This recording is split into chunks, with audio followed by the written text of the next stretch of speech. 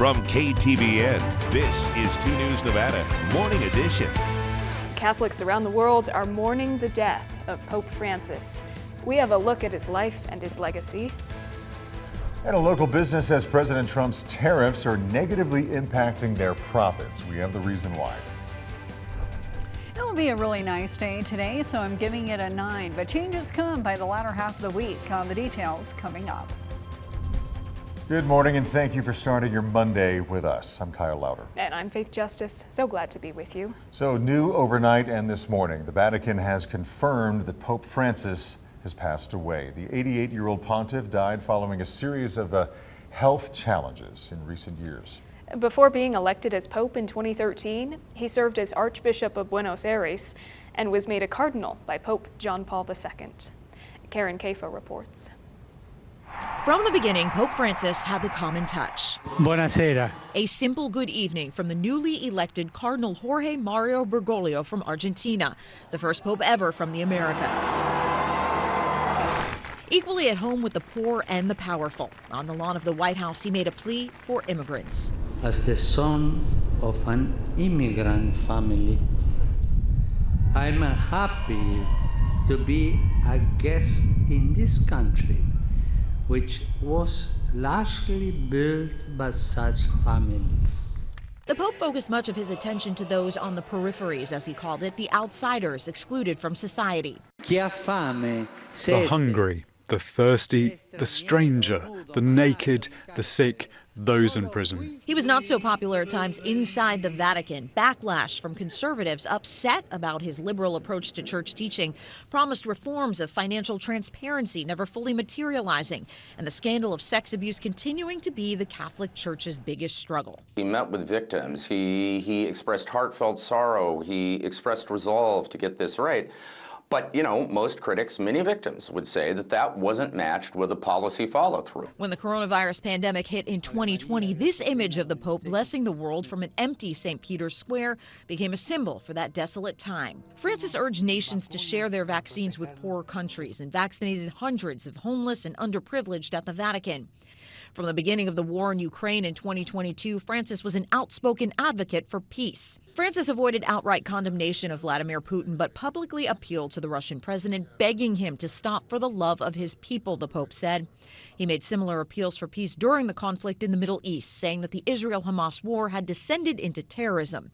He insisted that war is always a defeat and said self-defense that is not proportional is immoral. Francis's most important message was one of fraternity, that we are all brothers and sisters despite our differences. I'm Karen Kaffa reporting.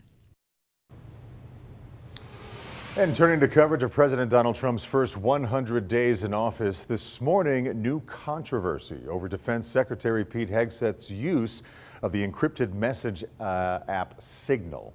CBS News has confirmed reports that Hegseth shared details of U.S. attacks in Yemen in a second chat that included his wife and others, according to sources familiar with these messages. Now, the messages were sent the same day Hegseth shared similar information in a separate Signal chat that inadvertently included the Atlantic's editor-in-chief, Jeffrey Goldberg. Hegseth previously denied these allegations.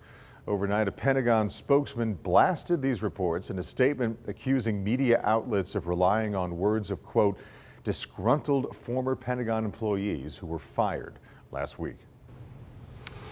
And the Trump administration is urging the U.S. Supreme Court to reconsider its decision to temporarily block the deportations of more Venezuelan migrants using the Alien Enemies Act. The law was used to send more than 200 migrants to an El Salvador prison last month, including at Kilmar Abrego Garcia, the man who the Trump administration admits was deported there by mistake. The president of El Salvador is now proposing to exchange the U.S. deported prisoners in his country for political prisoners being held in Venezuela. And back here at home, a local company says President Donald Trump's tariffs are creating uncertainty for the future. Orucase, it's a business that designs travel bags for bicycles, tells us the tariffs will impact its revenue. Now, the company gets its imports from Vietnam. And at one point, President Trump had a 46% tariff on imports from that country, which Orucase says would double their costs. But since the tariffs are constantly changing, they simply just can't adapt or plan for the future. Right now we have cargo on the water, and we have no way of knowing if by the time it lands, this administration will have reversed that course and imposed a policy that we simply don't have the cash to absorb. That's no way to run a business. Now, another concern that he has is with hiring more local employees. Since they don't know what the tariffs will look like, they are unsure about hiring folks because they don't know if they can afford to pay them. But they say they can definitely use more helping hands. Howe says his company already had to navigate the pandemic, so he does believe they can fight their way through these tariffs to keep their business open. Switching gears to check in with meteorologist Angela Schilling. Whether you were out for an egg hunt or to celebrate Earth Day, it was a great weekend to do it, Angela. Gorgeous weekend. Good morning, Angela. Yeah, good morning. And the good news is the nice weather continues today. So yeah, we get a couple more days, at least into the 70s. And so it's going to be another beautiful day today. The temperature dial is set on mild, but it's a little bit cool this morning. I still need a jacket or a light sweater on your way to work. But for the drive home, I mean, it's windows down. It's going to be a really nice day today with highs in the lower 70s and still a good 5-10 degrees above average for this time of year. In the mid to the upper 40s at 8 a.m., 64 at lunchtime and 71 by the time you drive home. A lot of sunshine today. A few cumulus clouds will develop in the afternoon, but overall not a huge deal, and skies are clear this morning. Really going to turn out to be a nice start to the work week. High pressure is in place for now, but just to our northeast we have an area of low pressure. There also is a stationary front just up to our north here, and because of that I think that's why it was a little bit windy yesterday afternoon. Off in the ocean we do have a few systems, and so it's going to become more active once we get into the latter half of the week and into the weekend. This morning though it's quiet, but it is cool. 39 degrees in Carson City, 45 in Reno, and upper 20s in Truckee as well as into South Tahoe. Not a lot of wind this morning. Winds will be fairly typical this afternoon with just a slight breeze, but they'll be stronger tomorrow as another front passes by.